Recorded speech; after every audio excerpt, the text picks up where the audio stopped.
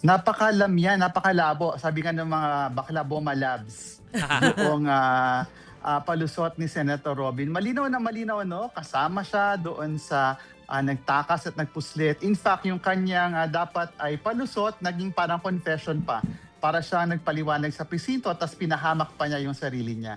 Siya yung nag-udyok kay Senator Bato na quote-unquote ay umalis o lumabas ng Senado. Tapos yung pinakamalala dito, yung ginamit na getaway car sa kanya. So ano yun, nag-carpooling lang sila, di ba? Getaway car nga yun. So kita natin, no?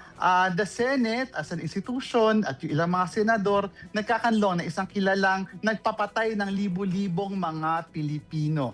At doon sa pagkakanlong na yun nila, hindi lang siya nagamit para mabago yung leadership ng Senado, ginamit din nila yung kaguluhan, yung chaos to be able to let Senator Bato escape again yung pagsaserve sa kanya ng warrant. So doon pa lang nakakaya na talaga dahil you would expect the Senate, isang body that creates laws, to uphold the law. Pero sila pa talaga yung naging accessory. At in fact, baka nga sila pa yung naging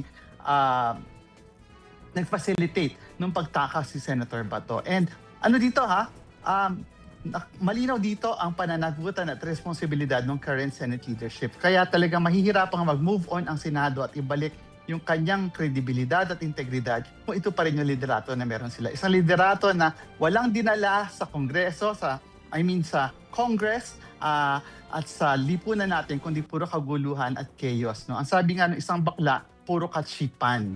At itong katsipan na ito ay pagsalaula sa ating legislative institution.